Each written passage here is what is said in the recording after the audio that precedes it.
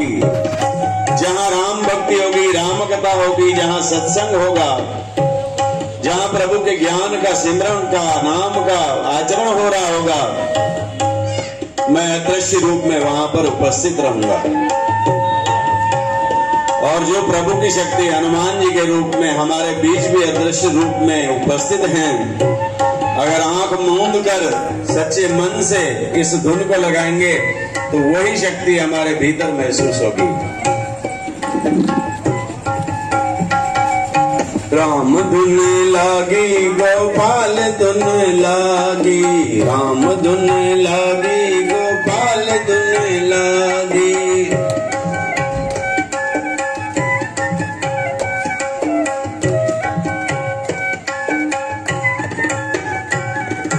राम धुन लागी हनुमान धुन लागी, राम धुन लागी हनुमान धुन लागी, राम धुन लागी हनुमान धुन लागी, राम धुन लागी हनुमान धुन लागी, राम धुन लागी गोपाल धुन लागी, राम धुन लागी गोपाल धुन लागी, राम धुन लागी गोपाल धुन लागी। बोलिए सियावर रामचंद्र भगवान की जय। महावीर महाबली राम भक्त श्री हनुमान जी महाराज की जय। भाई ऐसा लगता है आप लोग सब उस राम की भक्ति में इतने खो गए कि जय मनाना ही भूल गए। थोड़ा सा उस ध्यान से बाहर आइए, प्यार से जय मनाइए। बोलिए सियावर रामचंद्र भगवान की, बोलिए महावीर महाबली राम भक्त श्री हनुमान जी महाराज की। कहते हैं भक्ति करो तो ऐसी करो, खो जाओ याद न रहे, पता न लगे। एक छोटी सी घटना मैं बताऊंगा, उसके बाद एक भजन गाकर फिर हनुमान चालीसा का पाठ करके हम लोग कार्यक्रम को शीघ्र ही समाप्त करेंगे। मैं धन्यवाद करता हूं हमारे पुलिस डिपार्टमेंट का। हमारे भाइयों ने, हमारी बहन ने हमें सहयोग करने का वचन दिया है, हम उसका गलत फायदा नहीं लेंगे। थोड़ी ही देर में हम कार्यक्रम को समापन करेंगे। हालांकि 10 बजे समापन का समय है, पर उनके सहयोग से थोड़ी देर हम सत्संग को करेंगे और फिर समापन करेंगे। क्योंकि प्रभु की लीला ये ऐसी है, भगवान ने देखा कि पहले मैं इनकी परीक्षा तो लूं, थोड़ी बारिश दे दूं, थोड़ी हवा दे दूं, देखूं ये लोग फिर भी सत्संग में जाते हैं कि नहीं जाते हैं। लेकिन सच्चा भक्त वो है जो न बारिश को देखे, न आंधी को देखे, न तूफान को देखे, न किसी तकलीफ को देखे, न अड़चन को देखे। प्रभु के लिए, भक्ति के लिए, ज्ञान को पाने के लिए मन में एक जिज्ञासा, एक तड़प लेकर वो भगवान के स्थान पर, सत्संग के स्थान पर अगर पहुंच जाता है तो उससे बड़ा कोई भी भक्त नहीं है। ऐसे भक्त के लिए तालियां बजाइए। ये तालियां आप अपने लिए ही बजा रहे हैं, यूं समझिए, क्योंकि आप भी भगवान के ही भक्त हैं। तो एक छोटी सी घटना मैं सुनाऊंगा। एक राजा थे, राजा को राम की भक्ति बहुत प्रिय थी, इतनी प्रिय थी कि हद से ज्यादा। पता चला कि अमुक गांव में एक भक्त रहता है, वो राम जी की बड़ी प्यारी भक्ति करता है। तो राजा ने कहा उसे बुलाओ। सेवक लोग जाकर उस भक्त को लेकर आए और राजा ने प्रार्थना की कि आप तो राम जी के, भगवान जी के बड़े प्यारे भक्त हो, हमारी प्रार्थना है आप हमारे राजमहल में यहां ऐसा समय दीजिए कि राम जी की भक्ति आनंदमयी हो जाए, शांतिमयी हो जाए, प्रेममयी हो जाए। भक्त ने कहा ठीक है, मेरी एक शर्त है। बोले क्या? जैसे हम लोग जाते हैं ना सत्संग में, बातचीत करते हैं, मोबाइल भी चालू रखते हैं। तो उसने कहा मेरी एक शर्त है, सत्संग में कोई भी बात नहीं करेगा, सत्संग में कोई इधर उधर देखेगा भी नहीं। और राम जी की भक्ति में, भगवान की भक्ति में ऐसा खो जाना चाहिए, सभी भक्तों ने ऐसा खो जाना चाहिए कि गर्दन भी नहीं हिलनी चाहिए। जैसे हम लोग गर्दन हिलाते हैं ना, राम धुन लागी गोपाल, बोले गर्दन भी नहीं हिलनी चाहिए। तो राजा ने कहा बिल्कुल ठीक है ये बात, हम लगे तो बहुत कड़क नियम रख देते हैं। तो उस भक्त ने कहा ऐसा नियम रखो कि किसी की गर्दन भी नहीं हिलनी चाहिए। राजा ने कहा कल हमारे यहां सत्संग है, ये अनाउंसिंग कर दो, लेकिन शर्त यह है इस राजमहल में केवल वही भक्त आएगा जो सत्संग में बैठकर, राम की भक्ति में बैठकर, प्रभु की भक्ति में बैठकर बातचीत नहीं करेगा, इधर उधर देखेगा नहीं, गर्दन भी नहीं हिलाएगा। केवल वही भक्त हमारे महल में आकर भक्ति सुने, भक्ति करे। मगर शर्त यह भी है कि अगर किसी ने गर्दन हिलाई तो तलवार लेकर हमारे सिपाही हर भक्त के पीछे खड़े रहेंगे। अगर गर्दन हिलाई तो गर्दन काट दी जाएगी। सबने कहा भाई भक्ति तो बड़ी प्रिय होती है, भक्ति में तो जाना ही है, चलो राजा जी के नियम के साथ जाएंगे। बड़े प्यारे भक्त थे, भगवान की भक्ति के सिवा उन्हें आनंद नहीं आता था। दूसरे दिन राजमहल में बहुत सारे भक्त आ गए और राजा के बहुत सारे सैनिक उन एक एक भक्त के पीछे एक एक सैनिक तलवार, नंगी तलवार लेकर के खड़ा हो गया कि आप भक्ति शुरू होने के बाद कोई भी भक्त बात नहीं करेगा, इधर उधर हिलेगा डुलेगा नहीं, गर्दन भी नहीं हिलाएगा। और किसी ने गर्दन गलती से हिला भी दी तो उसकी गर्दन ये तलवार लिए हुए सिपाही काट डालेगा। सब स्तब्ध रह गए, बोले ये कैसी भक्ति है? भक्ति तो आनंद वाली होती है, पर इतना मन पे नियंत्रण कौन रख सकेगा? राजा ने फिर घोषणा की कि अगर किसी को ये शर्त मंजूर नहीं है तो भले ही महल से बाहर चले जाओ, लेकिन इसी शर्त के साथ यहां बैठो। कुछ लोग जो घबरा गए तो महल से बाहर चले गए, आधे लोग रह गए। अब भक्ति की शुरुआत हुई। भक्त ने बड़ी धूमधाम से, बड़े संगीत के साथ, बड़े आनंद के साथ भक्ति गाना शुरू की। आइए हम भी थोड़ी देर गाएंगे। रघुपति राघव राजा राम, पतित पावन सीताराम। रघुपति राघव राजा राम, पतित पावन सीताराम।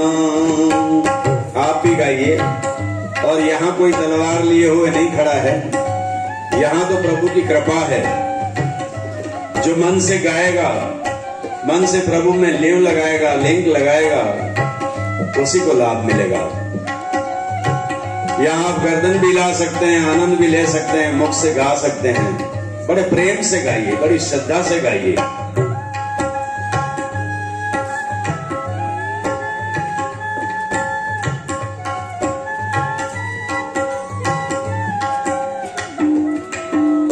रघुपति राघव राजा राम, पतित पावन सीताराम। रघुपति राघव राजा राम, पतित पावन सीताराम। सीताराम सीताराम, भज प्यारे मन सीताराम। सीताराम सीताराम, भज प्यारे मन सीताराम। रघुपति राघव राजा राम पतित पावन सीताराम। रघुपति राघव राजा राम पतित पावन सीताराम। इतने आनंद में भक्ति होने लगी। सभी भक्त आनंद से प्रभु के नाम सिमरन में लीन होने लग गए। बड़ा ही प्यारा आनंद आ रहा था, बढ़िया संगीत बज रहा था, मुरली बज रही थी, ढोलक बज रहा था, न जाने क्या क्या वाद्य राजा ने मंगवाए थे। और उन वाद्यों के बीच इतना आनंदमयी भगवान की भक्ति में सब लीन होने लगे। लेकिन साथ ही साथ ये डर भी लगने लगा कि अगर गर्दन हिल गई तो पीछे तलवार लिए सिपाही खड़ा है, हमारी गर्दन न काट दे। सभी भक्त ध्यान से भक्ति गाने लगे कि गर्दन नहीं हिलनी चाहिए, इधर उधर देखना भी नहीं है। अब कोई कोई भक्त ऐसा विरले होता है जो ये भूल जाता है कि मैं कहां बैठा हूं, क्या सोच रहा हूं। उसके भीतर में न माया है, न धन है, न सत्ता है, न संपत्ति है, न घर है, न परिवार है, न रिश्ते हैं, न नाते हैं। उस क्षण के लिए, उस घड़ी के लिए तो ये सब भूल जाता है। और जब भूल करके परमात्मा में एक रस होने लगता है ना, फिर वो भला अपनी गर्दन को हिलने से कैसे संभालेगा? हाँ, फिर उसे कैसा पता रहेगा कि मेरे पीछे कोई नंगी तलवार लेकर सिपाही खड़ा है। तो एक भक्त ऐसा था जो प्रभु की भक्ति में डोलने लग गया। रघुपति राघव राजा राम पतित पावन सीताराम। रघुपति राघव राजा राम पतित पावन सीताराम। सीताराम सीताराम भज प्यारे मन सीताराम। सीताराम सीताराम भज प्यारे मन सीताराम। रघुपति राघव राजा राम पतित पावन सीताराम। रघुपति राघव राजा राम पतित पावन सीताराम। जब इतनी जोर शोर में, इतने धूम में, इतने आनंद में भक्ति का एक रस उसके आनंद में, उसके मन में, उसकी आंखों में, उसके हृदय में वास करने लगा और वो परमात्मा में एक रस होकर झूमने लग गया। झूमते झूमते झूमते वो ये सब बोल गया कि मैं कहां बैठा हूं, कि राजा का क्या हुक्म है और मेरे पीछे तलवार लेकर कोई खड़ा है, मेरी गर्दन कट जाएगी, उसे ये भी पता नहीं है। जब धीरे धीरे लोगों का ध्यान गया कि ये गर्दन हिला रहा है तो धीरे धीरे सब शांत हो गए, बोले ये तो मरेगा। ऐसी भक्ति किस काम की जिसमें जान ही चली जाए। धीरे धीरे वो जो भक्त भक्ति कर रहे थे वो भी धीरे धीरे शांत हो गए। शांत होने के बाद में फिर वो झूम ही रहा है, अंदर में भक्ति चल रही है, अंदर में भक्ति चल रही है। राजा के सिपाही ने उसको हाथ लगाया, भाई रुको रुको रुको, उसको हिलाया जोर से, तब रुका। बोला क्या हुआ क्या हुआ? बोले तुम अपराधी हो। जब राजा का हुक्म था कि गर्दन हिलाना नहीं, परमात्मा में एक रस होना, ऐसे झूमना नहीं, तो तुमने ये जो बड़ा अपराध किया है, तुम्हें पता है इसकी क्या सजा मिलेगी? बोले हाँ मुझे पता है, मेरी गर्दन काट दी जाएगी। तो बोले तैयार हो जाओ गर्दन कटाने के लिए। राजा ने कहा टेढ़े खड़े हो जाओ और तलवार ऊपर उठाओ। जैसे वो झुककर खड़ा हुआ, बोले राजा ने पूछा तुम्हें भय नहीं लगता है? बोले किस चीज का भय? मेरी भक्ति इतनी आनंदमयी थी कि उस भक्ति में मेरे प्राण जा रहे हैं, तो इससे बढ़कर और कौन सी भक्ति हो सकती है? मेरे प्रभु मेरे हृदय में वास करने लगे, मुझे आनंद आने लगा, मुझे प्रभु का प्रेम जागृत होने लगा। इस जागरूकता में अगर मेरे प्राण भी निकल जाते हैं तो मुझे इसकी परवाह नहीं है, क्योंकि मुझे अंदर में भीतर में प्रभु के दर्शन हो गए। सैनिक ने जैसे ही तलवार ऊपर उठाई, राजा ने कहा रुक जाओ, खड़े हो जाओ। एक बहुत बड़ा हार मंगवाया और उस भक्त के गले में पहना दिया गया। बोले गर्दन काटने वाली भक्ति नहीं थी, ये तो तुम्हारा मन देखना चाहते थे कि कौन भक्त ऐसा है जो गर्दन काटने की भी परवाह नहीं करता है और तुम्हारी भगवान की भक्ति में एक रस हो जाता है। ऐसे भक्त के लिए तालियां बजाइए। तो ऐसी भक्ति करो, भगवान से कभी भी कुछ ना मांगो, क्योंकि हम उसके बच्चे हैं, उसके संतान हैं। देखिए ना, छोटा बच्चा होता है, उसे पता है क्या उसको क्या चाहिए। माता पिता उसको स्कूल ले जाते हैं, वो रोने लगता है, कहता है मैं नहीं जाऊंगा, जबरदस्ती ले जाते हैं, क्यों? उसका भविष्य बनाना है। बच्चा कीचड़ में भी लथपथ है और गंदगी में भी लथपथ है, तो उसे पता नहीं है, लेकिन पिता को, मां को पता है कि उसके लिए क्या सही है, क्या गलत है। उसी तरह से हमारे परमात्मा को भी पता है कि हम अगर संसार की चीजें मांगते हैं तो भगवान कहता है क्या करूं इसको, ये कैसा भक्त है। क्योंकि मनुष्य का जन्म केवल भगवान की भक्ति के लिए ही हुआ है। सच मानिए, हमारे धर्म ग्रंथों में लिखा है कि स्वर्ग लोक के देवता भी भक्ति के लिए तरसते हैं, लेकिन उन्हें भक्ति नहीं मिलती। वो परमात्मा से, प्रभु से प्रार्थना करते हैं कि प्रभु हमारा निवेदन है, हमारी प्रार्थना है, हमें मनुष्य योनि में एक बार जाने दीजिए ताकि हम वहां जाकर आपकी भक्ति कर सकें, आपके ज्ञान का अभ्यास कर सकें, आपके ध्यान में एक रस हो सके। स्वर्ग के सुखों से भी बढ़कर भगवान की भक्ति है। संसार के समस्त सुखों से बढ़कर प्रभु की भक्ति है। और भक्ति भी ऐसी होनी चाहिए जैसी भक्ति भक्त ध्रुव ने की थी। कैसी भक्ति की थी भक्त ध्रुव ने? आज भी ध्रुव तारे के रूप में वो ध्रुव आकाश में दिखाई देता है और हम सभी उसको नमन करते हैं कि वाह, और प्रभु को नमन करते हैं कि प्रभु भक्ति देना तो ऐसी देना। प्रभु से भक्ति मांगो, बस प्रभु से ज्ञान मांगो, प्रभु से श्रद्धा मांगो, प्रभु से प्रभु के ऊपर विश्वास हो जाए, ऐसी चीज मांगो। और मांगना है तो पुण्य कर्मों की राह मांगो, सत्य की राह मांगो, धर्म की राह मांगो। हम किसी के काम आ सके, किसी का भला कर सके, किसी को भक्ति से जोड़ सके, किसी को प्रभु से जोड़ सके, ऐसी चीज मांगो। हनुमान जी पर भगवान क्यों प्रसन्न हुए थे? क्योंकि हनुमान जी को संसार की लालसा नहीं थी। बाली और सुग्रीव में झगड़ा हुआ था। हनुमान जी ने उस झगड़े को मिटाने के लिए राम जी को आगे लाया और पाप की वृत्ति युक्त बाली का वध करवा के सुग्रीव को राज दिलाया। ये कार्य किसने किया? हनुमान जी ने किया। स्वयं के लिए लालसा नहीं रखी कि वो राज्य मुझे मिल जाए।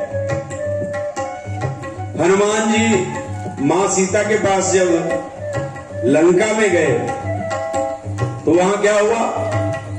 विभीषण से उनकी मुलाकात हुई। रावण के भाई विभीषण, जो रावण को सदैव रोकते थे कि आप, राम तो श्री राम हैं, प्रभु हैं, भगवान हैं, नारायण का अवतार हैं, आप उनके बारे में गलत मत सोचिए, वो कोई वनवासी नहीं है, वो तो प्रभु हैं, श्री राम हैं।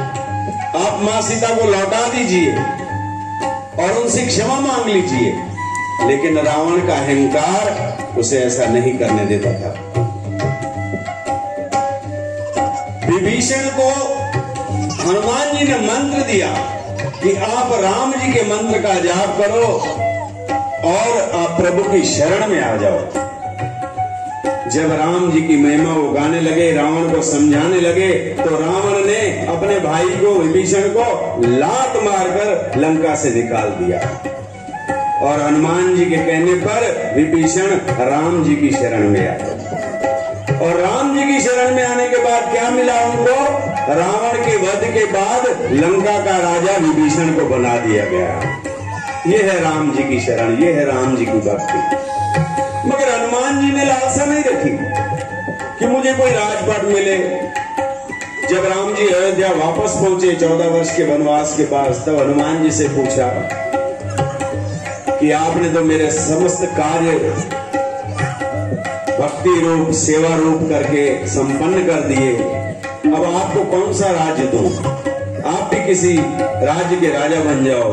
हनुमान जी ने बोला, मुझे आपके चरणों का राज चाहिए, मैं सदैव आपकी चरण शरण में रहूं, आपकी भक्ति में रहूं। प्रभु ने वरदान दिया कि तुम सदैव इस पृथ्वी पर कलयुग में रहोगे, और जहां जहां मेरी भक्ति होगी वहां तुम आमंत्रित रहोगे सच्चे हृदय से, और वहां तुम दृश्य रूप में स्थायी रहोगे।